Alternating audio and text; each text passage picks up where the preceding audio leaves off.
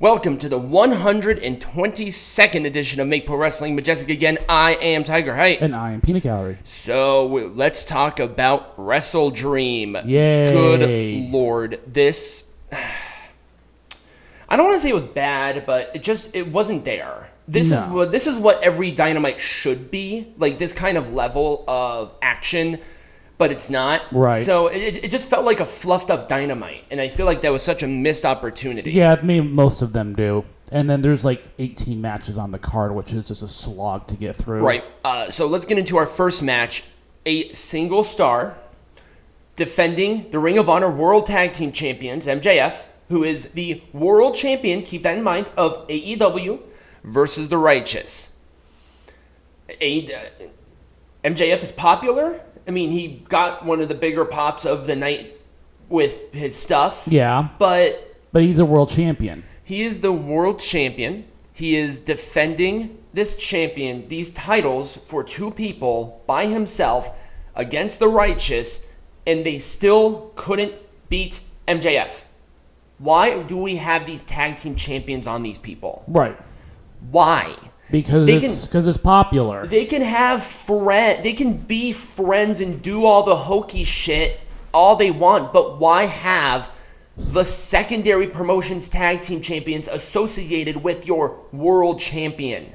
Because they're desperate. God, it's so bad. At the very least, at least it was fun. It was a fun little match, but once again, the Righteous are buried.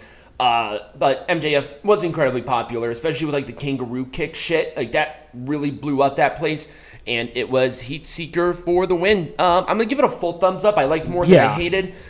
Just some nitpicky things that they have really nothing to do with. Yeah. Anyway, for the Ring of Honor World Champion and the never Openweight champion, or the strong Openweight champion, Eddie Kingston defending against the pure champion Katsuyori Shibata.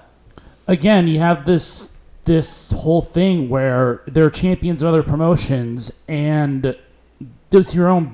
I don't get it. It's like, hello. Yeah, there is no Ring of Honor champion in this entire match, and both of them have belts. Right. Well, I mean, the Ring of Honor World Champion is on the line. Yeah. But that's not an AEW. It's AEW owned, but they treat it as a separate promotion entirely. Which, again, I mean, from the outset, it just doesn't make any sense to treat it like a different promotion because all the same people are on. We've talked about this ad nauseum at this point. We have. But it just doesn't make any sense. You think with an AEW pay-per-view, it would be primarily AEW champions. I think there were more non-AEW champions on the line than actual AEW champions. And I thought there was going to be more incorporation with New Japan people, but there was not. Right. Or there wasn't at all. It was fine. It was a powerbomb for Eddie Kingston to win. Orange Cassidy, thumbs up. There's just no heat to this match whatsoever, so I couldn't care about it. Right. For the AEW TBS champion... Okay, so at least it's an AEW champion. This is an AEW champion. Kris Statlander and Julia Hart. This was a good match. It was. It was competitive. People got really into it. These two have a very interesting chemistry that I really liked. And Kris Statlander won. Now, this kind of match, where they had build and structure and then a good match...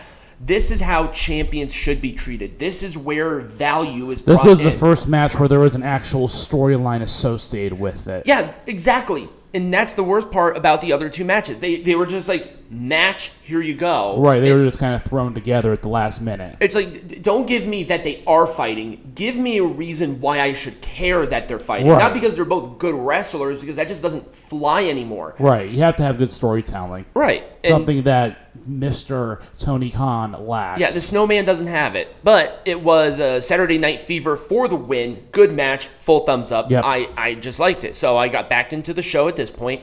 And then it went off of a media cliff with a bunch of tag teams to determine the number one contender for the tag team champions. And no one cares. No one cared because they were just random tag teams. They're thrown together. Hook and Orange Cassidy, they were like, oh, do you want to tag while eating chips? Right. Probably from catering. If they're not fucked all to treat it seriously, how am I supposed to? Right. I get it's a character, but come on. It was a spot fest. Yeah, it was. Now, it was obviously going to be. As with all multi-person matches, it was a spot fest. Yeah, it exhausted the crowd. It was BTE for the Young Bucks to win. Why the Young Bucks? Why do they need another title match? They don't need. And then they lost said title match against FTR. I think didn't they? No, they have that match? They didn't have it yet.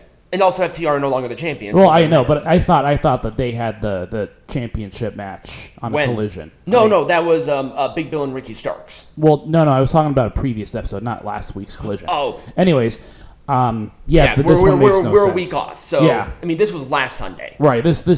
So this match made no sense to me. Anyways, well, I'll talk about it later, but. Once again, spot fest after a good match. Orange Cassidy, thumbs up, ironically, and there you go. Swerve Strickland and Hangman Page. I get that there's a little bit more of a storyline to this, but this storyline still has not made sense to me. So, I liked the match. Yeah. I thought it was fun, but Swerve Strickland has the dancing Prince Nana, who is more over than both of these two combined. Yeah. But he wasn't out there until the very end of the show doing the dance, and that was humorous. But it's like, how is a guy doing a dance to Swerve Strickland, who is a heel, mind you, more over than both of these two, who are good wrestlers? Right. It's so ass backwards, but 100% the right person won here. Oh yeah. It was the JML driver for the win. I wouldn't make this majestic again because it doesn't have to be. It was straightforward. They had a rivalry. They had promos. They built time with it. Yeah, so this still didn't make any sense to me, but hey, at least they tried something. Right. It gets a full thumbs up. Why did this match exist? So apparently because Wheeler Yuta is a bitch. He was getting in the face of Ricky Starks, who was approaching Bryan Danielson after their Texas Death Match very non-threateningly. And if you can read body language, that would be the case. But Wheeler Yuta didn't do that, and that was the build for this match. And by the way, that Texas Death Match happened the day before this show. This match had a day of build. They didn't even build it. They just put it together. Throw it together and put them in the ring. Yep. It was a nothing burger. It was a nothing sandwich. I guess it was wrestled okay because Ricky Starks is a good wrestler. Right. Wheeler Yuta's fine, but that's about it. Yeah. And the right person won. Rochambeau. Ricky Starks continues to get momentum. And again... But by the way, this still gets a thumbs down and a fuck you. I'm doing that now. But anyways, the point of all of this is that it's very obvious that these stars don't have a place to develop very well. No. Like, they're all just stagnant, swimming in whatever. They have 3 shows, and nobody feels important. And nothing is being built. Like, there is no top person right now. None. Even MJF, who is supposed to be. Right. There's no hierarchy in this company. It's like just a bunch of people. Where's the structure? Right. I mean, to be honest with you, at this point, I feel like the secondary champions feel more important than the world champion. Right. Okay. Bryan Danielson, Zack Sabre Jr. It was a very good match. Yes, because it is impossible for either of these two to have really bad matches. Right, exactly. Now, they can have some stinkers every once in a while. And here is the issue with this. It was a very good match, but that's it. This did not feel like that dream match that people were really wanting. Now, Bryan Danielson and Kazuchika Okada, 100%. That felt like a dream match. This one didn't get a ton of build, I feel. No. It wasn't... It was the majority of it was on Collision because that's where Bryan Danielson primarily wrestles is on Collision. Right, and no one watches Collision. Nobody's going to go out of their way to watch that. I do it because it's part of the fucking job. Like, I have to. And I said, even on my last review, I am seriously considering just stopping it entirely because it's just a bunch of people in matches. It's literally Rampage. Yeah. It's Rampage on Saturdays, and I dropped Rampage. Right. So, there you go. The back and forth was good, and it was the Boo Psycho knee for Danielson to win. I'm going to give it a full thumbs up. It got close to 2, but I think it was just a build issue, not a wrestling issue. Right. Because wrestling is all incorporated, people. That is how this works. Oh, and here's another random fucking match. It was fine. Well, the Don Callis family exists. Will Ospreay and the Don Callis family taking on Kenny Omega. Oh God, who's behind me? Chris Jericho and Kota Ibushi, who is still not signed with the company. What is he? Where is he going outside of AEW? Is he just right? I know he was at GCW for like a spit, but it's like, who's paying them more? Right. Like, what is... But anyways, this one was, again, kind of thrown together. It really was about Chris Jericho and Don Callis more than anything else in this match. Yeah, exactly. And it's like, why are you involving Kenny Omega in this? Why are you involving Kota Ibushi in this? Why Will Ospreay? Why are these people doing this? Right. Of all the matches that you could do with these people, it should have been a one-on-one with Chris Jericho and Will Ospreay, or Chris Jericho and Sammy Guevara, right? Because that one would make more sense than this. Right. This one was just randomly thrown together. Can we just have a straight-up one-on-one match between Kenny Omega and Konosuke Takeshita? Is that challenging? Why put him in title match? Like, these kinds of matches, these two have the history. Right. Let's do something with that. Or at the very least, if you want to do a tag match, don't involve Chris Jericho or Will Ospreay. There's no reason for it. Right. I mean, Kenny Omega Don Callis has beef with both Kenny Omega and Chris Jericho, but let's just have something different than this, because it just feels so... put together. Right, put together, throw in front of your face, and clearly that's not selling anymore. Right. God. It was the bat shot for the win. Orange Cassidy thumbs down. Yep. There was just nothing there for me to grasp, like, whatsoever. For the AEW World Tag Team Champions, thank God it's a penultimate, FTR taking on Aussie Open. And what did Aussie Open do to deserve this opportunity? I have no idea. I think they challenged FTR on Collision, and that is how this happened.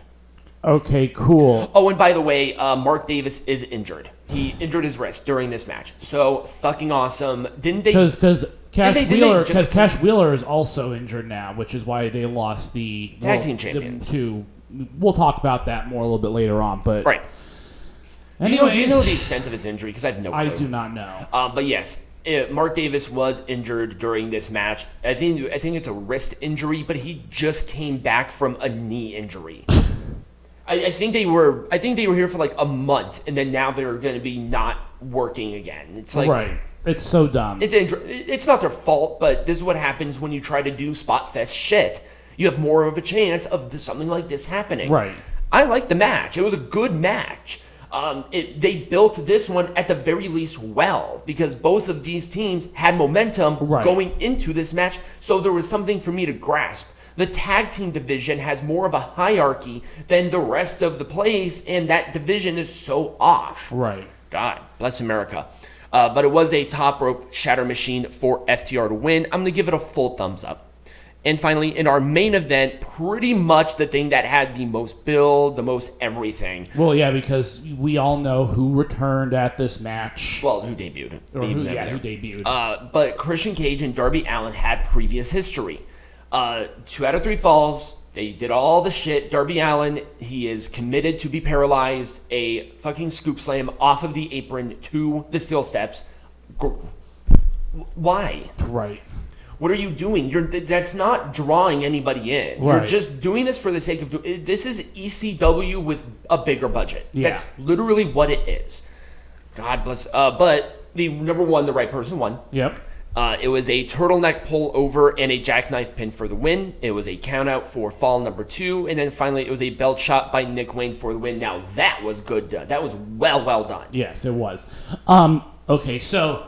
Big attack. The hottest thing going right now, the only thing about AEW that I can think about is Copeland and Christian. That is the only thing gets attention right now within the entire company. And it's not even over the championship. Yeah, it's not. Why Christian with the title? Right. There's no reason for Christian. Because now he's kind of in a pseudo rivalry with someone who wants to reform the tag team with him. And that's the hottest act going right now. But yes, Edge debuted. He debuted on the show. He did not run over to the other side for a reason, and that's a pattern. He will continue to do that.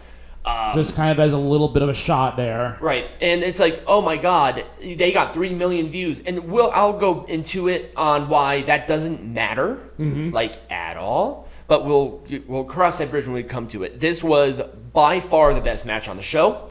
It definitely deserved the main event slot in general. Yep. It was the best built. It was the best worked. And Christian knows how to do this really, really well. And I'm really liking this team that Christian is forming. It's dynamic. It's interesting. But once again, Christian knows what he's doing. Yes, he's been trained. Because he's been trained by a system that works actively to build superstars. Exactly. So this was good, and I liked it. It gets a full thumbs up. And that was really the end of Wrestledream. It felt more like a wrestle meh. It was more like a wrestle slog. Yeah, than anything. It really was. It wasn't a nightmare, because if it was a nightmare, then that would presume that the show was bad. But it wasn't bad. It wasn't bad, but it wasn't good. Right. It was not memorable in any way. No. Well, except for Adam Copeland debuting. Well, but outside of that, nothing here I will remember in this time next week. There will be no part of this that I will remember nor care about. Anyways, we're gonna get on your soapbox when we come back. Yes, we are.